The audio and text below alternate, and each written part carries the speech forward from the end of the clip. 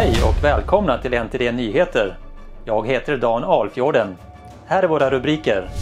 Hur är livet och träningen som en Shen Yun-dansare? Ntd's specialserie om kommunismen fortsätter. Denna gång om kulturrevolution i väst.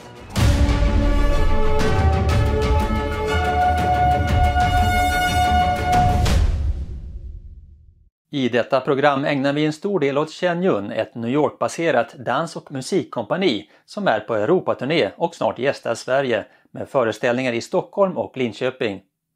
Deras uppdrag är att rädda ett förlorat scenkonstarv genom att återuppväcka traditionell kinesisk kultur. Ett Kina före kommunismen, som det står på deras hemsida.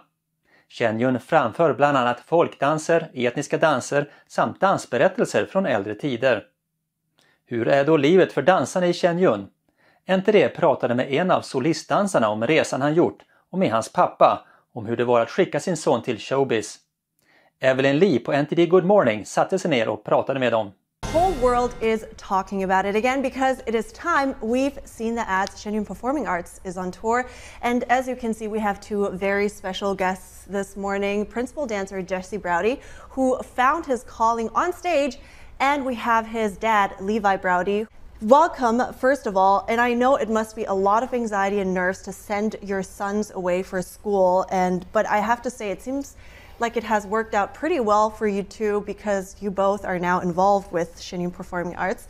So to start though, I want to back up and start from the very beginning with Jesse, of course, because you grew up in the US, you were identifying with American culture, you played baseball. What was that kind of path that you took that you suddenly got interested in traditional Chinese dance? Okay, so my parents found a school located in Middletown, New York that also taught the same kind of dance form as what Shen Yun was doing on stage. And at the time I had I had a couple friends in the dance program, and so it was more peer pressure it was because of more of peer pressure that I chose to enroll in a dance program because I kind of just wanted to be with my friends. The reason I kept going with dance was kind of the brotherhood that kind of I noticed that the dancers seemed a bit closer with each other than like the other programs of that school, like the music department or like the academic department. So, okay, so you said it is Levi, your dad, who kind of went on to look for a private school. So that brings me to you. Why were you trying to get him out of the public school system in the first place? I mean, I saw, first of all, we were in what is supposedly a blue ribbon school district in New Jersey. It was a very good school district, but there is, I think, a pervasive problem in education that I was seeing. There was primarily two things I would point out to. One is the combination of social media and smartphones had really decimated the social fabric of growing up in high school and things of that nature, much worse than I think even parents were recognizing at that point. I was looking at the studies coming out about what was happening to teenagers because of that and seeing what it was doing to the environment. I was very worried about that. The second thing I was very worried about though was this coddling kind of mentality that had seemed to creep into public schools or really education and parenting more broadly in our country over the last 10 years. And I thought that combination was very dangerous for young people. If we're going to raise young people to be confident and poised, I thought that was not where I wanted to be. So we actually went driving all throughout the northeastern United States looking for private schools that might have a better option. Why dance?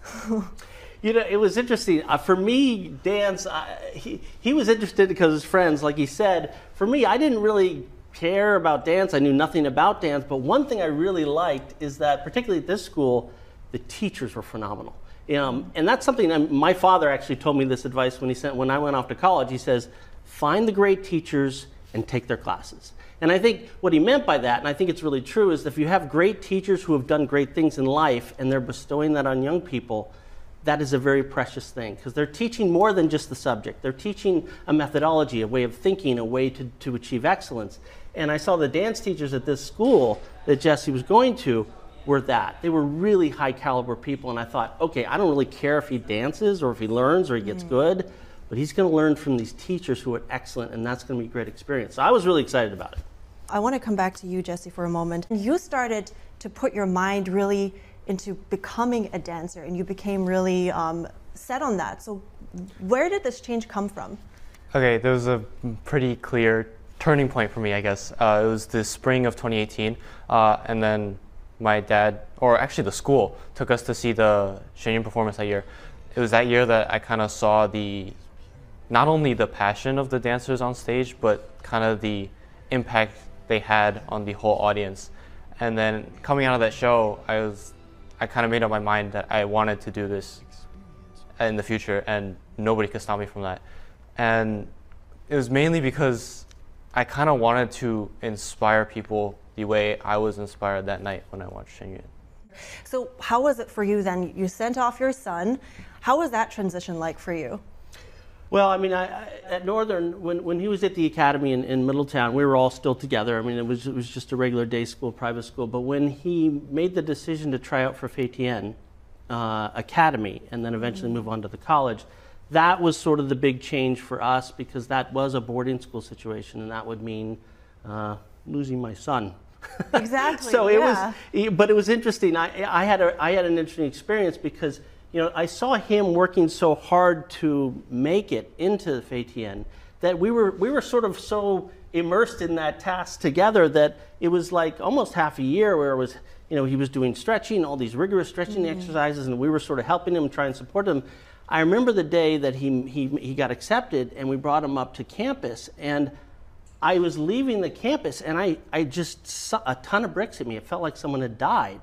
And I was driving home, and I was thinking, I couldn't understand intellectually because I was so focused on this great thing that he just made it into this place. And I just realized sort of like, I wasn't ready for it emotionally. And it took a long time actually to sort of like get over that. But every single time I got depressed or I was like concerned about it, I realized where he was and sort of how focused he was on this goal. And that was the best thing for him. So Dad eventually got over it. So just for context also, so we're talking about Fei Tian College. Being accepted into Fei Tian College meant for you that your chances to eventually maybe dance on the stage for Shen Yun got much larger. Yeah. Yeah? Yeah, essentially Fei Tian College, you can think of it as the training college for Shen Yun. They actually share the same campus in upstate New York. So the Shen Yun headquarters and Fei Tian College and Fei Tian Academy are all on a single 400-acre campus, beautiful campus in upstate New York. Got it. So when you got accepted and you actually got in finally, did it you just mentioned, you touched on it a little bit, that you didn't quite know what you were getting yourself into, but what kind of expectations did you even have at that point?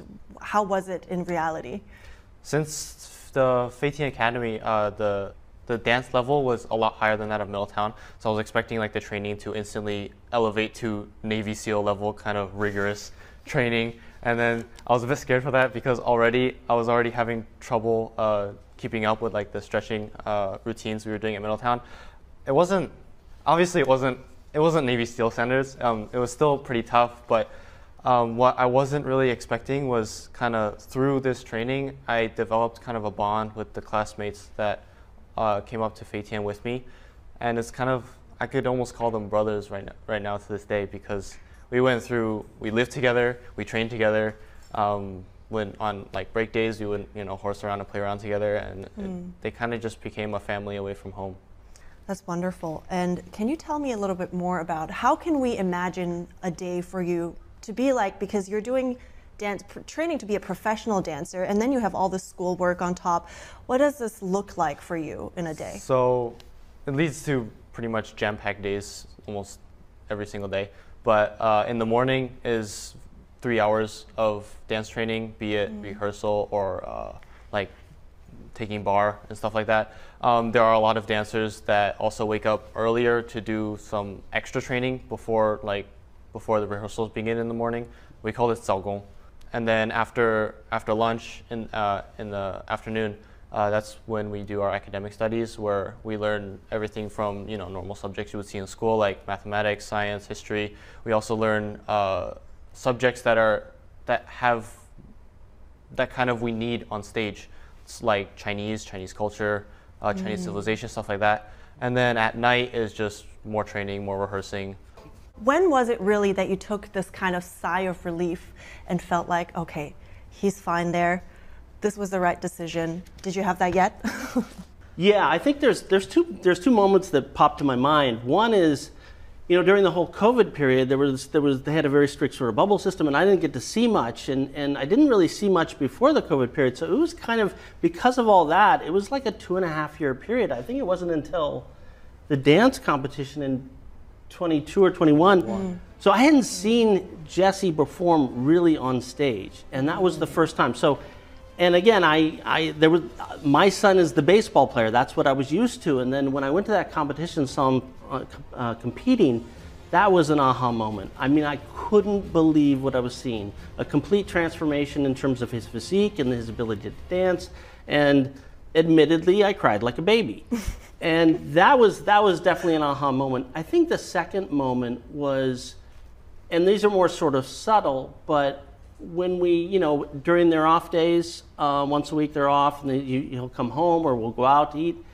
There was just this change where he was sort of like, I don't know if he knows this, but we would be sort of sharing on Chinese culture and things like that, and he's actually giving me pointers, because I was learning Chinese at one point in time, and he was sort of giving me pointers on how you focus on it and what not to worry about, and I was sort of like, it was a bond. It was a level of bonding that I'd never had before. More, it was usually just father-son kind of thing, but this was more like a peer. This is more like someone who had gained a tremendous amount of wisdom and experience where he was, and he's coming back and sharing it with me. And I sort of, he left the room when he was helping me with my Chinese, and he left, and I kind of sat back and I went, wow, things have really changed up there. And I think moments like that really tell me this was absolutely the right decision. Very happy.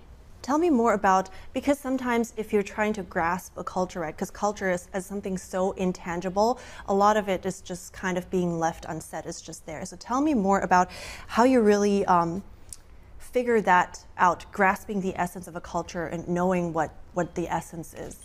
Trying to first portray a character that lived 3,000 years ago, and then make the audience believe that they're actually in a scene that happened 3,000 years ago. I feel like ultimately it comes down to the values that you want to portray. Like, for example, last year I portrayed a general, Zhao Yun. He's very famous for his bravery and his loyalty and his humility.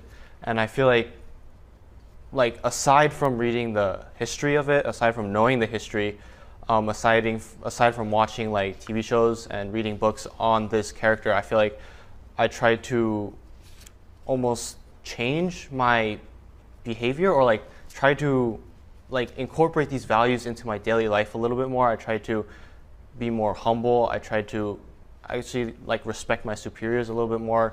That's kind of hard to put into words, but I guess what helps me portray these values on stage is to actually kind of live these values in real life. Mm-hmm. You put a lot of work into all this. You studied day in, day out, hours for dance, and then of course historically. And then how did it feel like when you actually made it onto the big stage? So I remember the first time the curtain opened to see my first live audience, and I kind of panicked. It was all that preparation for a split second went into some remote corner of my brain. I was like, wow, what's going on? But I guess the more I kind of performed, the more I was able to take what's in my heart and sort of share it with the audience through nonverbal movement. And I guess that's kind of the beauty of dance, is it kind of transcends the barriers of language, and you can use dance to kind of inspire people, to enlighten people, to educate people. By being part of the show, what is it that you would like to give the audience after a night out watching Shen Yun? What is it that you hope they would take away? Honestly, it's kind of what I took away when I saw Shen Yun that spring in 2018, was just inspire them to be better people. And I feel like this is kind of the ultimate purpose of art, is to, again, kind of to inspire people to be better. What would you say is the biggest change in him, seeing him growing up now, ever since you sent him to the school? No, that's me. Well, he's a lot taller now. He's a lot taller now. There's a lot of, I don't know if there's one big thing, there's a lot of little things. He has this t-shirt he sometimes wears that says, no bad days.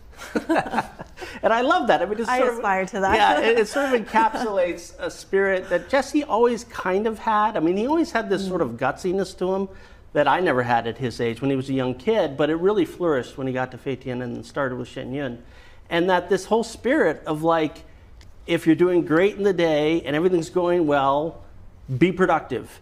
If everything's going horribly, learn from it. Fortitude, you know, add some fortitude to your willpower, power through it. The idea that he embraces those principles and lives them. I mean, it's these kind of things. That's one example. There's many of them, but it's those kind of things that I think really sort of not only make me proud, but I learn from it as well. So up until now, what is it? What do you think about it? What makes you proud? As a parent, look, myself, actually my whole family, I come from a very educated family. Education has always been a very big deal in my family, and I'd always thought, and that's not just in the classroom, it's sort of like, how do you raise children not to live the life you want, but to give them all the tools to live the life that they want with a reasonably strong moral compass and confidence and poise. I mean, that's a difficult puzzle to sort of piece together, especially in the world today. And honestly, I spent a lot of sleepless nights and worries about how to do that properly, you know, as the boys were growing older and older and older. And I think when we found Fei Tian and I saw the mission of Fei Tian, that they were going to, that they would shape young artists to be not only world-class artists, but I would say world-class people. People who learn the value of putting others before themselves, learn the value of aspiring to be more compassionate and things of this nature. I mean, that was really an aha moment for me, a major relief. The search was over, and I think I'm most proud to just see that he's been able to have this opportunity to go through the college, to be part of Shen Yun, and be part of this, because that's what I always wished, is he would find something like that. Yeah.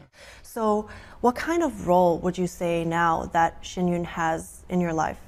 It gave me a purpose.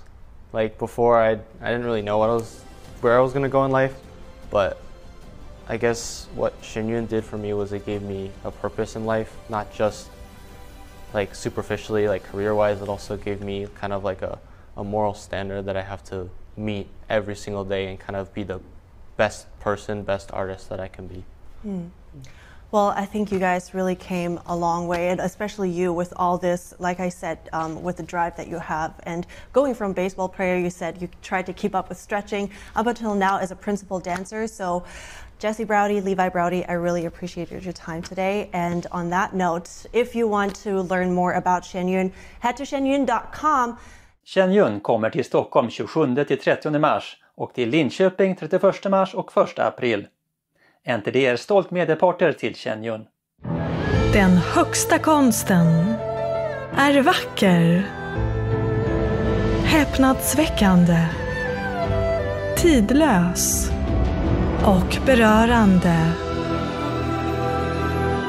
Upplev konst med 5000 års historia. Inspirerad av det gudomliga. Köp biljetter nu på shenyun.com. 60-talet var en vattendelare i nutidshistorien och ett aldrig tidigare skådat flöde av motkultur svepte in från öst över väst. I kontrast till den kommunistiska revolutionen i Kina tycktes kulturrevolutionen i väst ha flera fokus.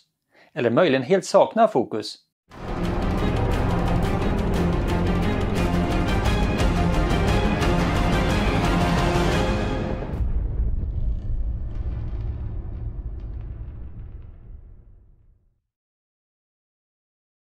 Four, the cultural revolution of the West. The 1960s, a watershed moment of modern history, saw an unprecedented counterculture movement sweeping from east to west. In contrast to the Cultural Revolution of the Chinese Communists, the Western counterculture movement appeared to have multiple focuses, or rather to lack any focus. Over the decade from the 1960s to the 1970s, the mostly young participants of the counterculture movement were motivated by various pursuits. Some opposed the Vietnam War, some fought for civil rights, some advocated for feminism and denounced father figures, some strove for homosexual rights. Topping this off was a dazzling spectacle of movements against tradition and authority that advocated sexual freedom, hedonism, narcotics, and rock music. The goal of this Western cultural revolution is to destroy the upright Christian civilization and its traditional culture. While apparently disordered and chaotic, this international cultural shift stems from communism. Youthful participants of the counterculture movement revered three idols as the three M's: Marx, Marcuse, and Mao Zedong. Herbert Marcuse was a key member of the Frankfurt School, a group of Marxist intellectuals associated with the Institute for Social Research at the Frankfurt University. First established in 1923, its founders used the concept of critical theory to attack Western civilization and apply Marxism to the cultural sphere. One of the school's founders was Hungarian Marxist György Lukács. In 1919, he famously asked, "Who will save us from Western civilization?" Elaborating on this, he said that the West is guilty of genocidal crimes against every civilization and culture it has encountered. American and Western civilization, according to Lukács, are the world's greatest repositories of racism, sexism, nativism, xenophobia, anti-Semitism, fascism, and narcissism. In 1935, the Frankfurt School Marxists relocated to the United States and became affiliated with Columbia University in New York. This gave them an opening to disseminate their theories on American soil. With the assistance of other leftist scholars, they corrupted several generations of American youth. Combining Marxism with Freudian pansexualism, Marcuse's theories catalyzed the sexual liberation movement. Marcuse believed that repression of one's nature in capitalist society hindered liberation and freedom. Therefore, it was necessary to oppose all traditional religions, morality, order, and authority in order to transform society into a utopia of limitless and effortless pleasure. Marcuse's famous work, Eros and Civilization, occupies an important place among the vast amount of works of Frankfurt scholars for two specific reasons. First, the book combines the thoughts from Marx and Freud and turns Marx's critiques on politics and economy into a critique on culture and psychology. The book also built bridges between Frankfurt theorists and the young readers, enabling the cultural rebellion of the 1960s. Marcuse said, quote, "The counterculture movement can be called a cultural revolution, since the protest is directed toward the whole cultural establishment, including the morality of existing society. There is one thing we can say with complete assurance. The traditional idea of revolution and the traditional strategy of revolution has ended. These ideas are old-fashioned. What we must undertake is a type of diffused and dispersed disintegration of the system." Few among the rebellious youths could grasp the mysterious theories of the Frankfurt School, but Marcuse's ideas were simple. Be anti-tradition, anti-authority, and anti-morality. Indulge in sex, drugs, and rock and roll without restraint. Quote, "Make love, not war. As long as you say no to all authority and social norms, you are counted as a participant in the noble revolutionary cause." It was so simple and easy to become a revolutionary. Little wonder it attracted so many young people at that time. It must be emphasized that although many of the rebellious youths acted of their own accord, many of the most radical student leaders at the forefront of the movement had been trained and manipulated by foreign communists. For instance, the leaders of the Students for a Democratic Society, SDS, were trained in Cuba. The student protests were directly organized and instigated by communist groups. The extreme left Weathermen faction split off from the Students for a Democratic Society and announced in a 1969 statement, quote, "The contradiction between the revolutionary peoples of Asia, Africa, and Latin America and the imperialists headed by the United States is the principal contradiction in the contemporary world. The development of this contradiction is promoting the struggle of the people of the world against U.S. imperialism and its lackeys." These words were written by Lin Biao, then the second most powerful leader of Communist China, and came from his series of articles called, quote, "Long Live the Victory of People's War." Just as the Cultural Revolution wrought irreversible damage upon Chinese traditional culture, the counterculture movement caused a titanic upheaval in Western society. First, it normalized many subcultures that belonged to the lower fringes of society or were deviant variations of mainstream culture. Sexual liberation, drugs, and rock and roll rapidly eroded the moral values of the youth and turned them into a dormant, corrosive force that was against God, against tradition, and against society. Second, the counterculture movement set a precedent for chaotic activism and fostered a wide range of antisocial and anti-American ways of thinking, setting the stage for the street revolution that would follow. Third, after the youth of the 1960s ended their activist lifestyle, they entered universities and research institutes, completed their master's degrees and doctorates, and entered the mainstream of American society. They brought the Marxist worldview and its values into education, media, politics, and business, furthering a nonviolent revolution across the country. Since the 1980s, the left has largely taken over and established strongholds in the mainstream media, academia, and Hollywood. The presidency of Ronald Reagan briefly reversed this trend, only for it to restart in the 1990s and reach a peak in recent years.